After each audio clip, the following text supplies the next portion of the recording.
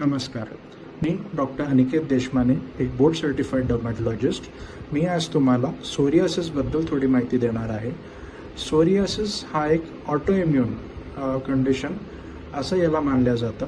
Autoimmune म्हणजे काय? ऑटोइम्युनमध्ये आपले शरीरामध्ये जे इम्युनिटी बेस्ड सेल्स असतात हे कधी कधी आपल्या शरीराच्या विरुद्ध काम करतात.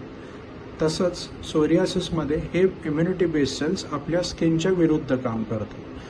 आता सोरियासिसमध्ये होतं काय? सोरियासिस आपलं स्किनचा एक रिजनरेशन टाईम म्हणजे जुनी त्वचा पूर्णपणे जाऊन नवीन त्वचा येणं याला नॉर्मली 28 दिवस आपलं शरीर घेतं.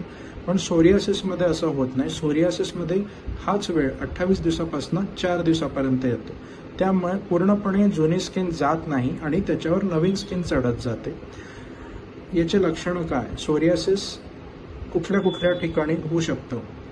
आपल्या एल्बोजला, कोणीवर, गुडघ्यांवर, डोक्यामध्ये, पाठीवर, पोटावर असे वेगवेगळे भाग आहेत जिथे हे सोरियासिस पसरू शकतं.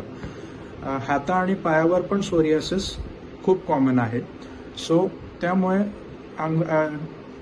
स्किनवरती मोठे मोठे लाल चट्टे येणं, त्यातनं स्किन निघणं, त्याच्यावर खाज येणं, आग होणं हे सोरियासिसचे लक्षणं आहे.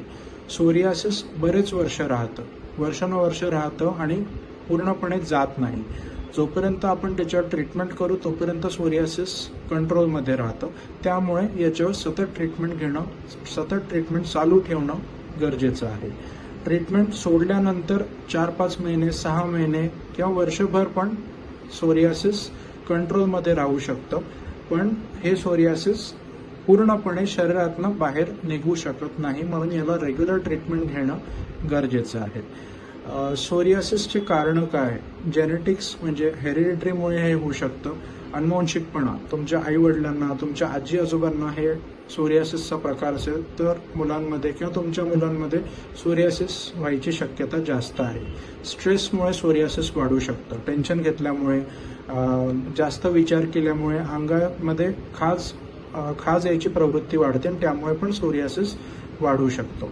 सोरियासिससाठी पूर्णपणे कधीही ट्रीटमेंट बंद करू नका. तुमच्या जवळच्या डर्मॅटॉलॉजिस्टला रेग्युलरली दाखवत राहा, ज्यामुळे तुमचं सोरियासिस कंट्रोलमध्ये राहील. बरेच वेळा सोरियासिस व्हायला दुसरं काहीच कारण नसतं. नुसते आपोआप आपल्या शरीरावर काही चट्टे यायला लागतात आणि ते सतत राहतात. त्याला आपण नजरअंदाज केलं तर ते अजून जास्त वाढू शकतात. त्यामुळे सोरियासिसला कधी निग्लेक्ट करू नका. कधी तुम्हाला असं डाऊट असेल की अंगावरती काही कोरडेपणा येतो आहे, खाज येते, तर जवळच्या डर्मॅटॉलॉजिस्टकडे जाऊन त्याची ट्रीटमेंट करा. धन्यवाद.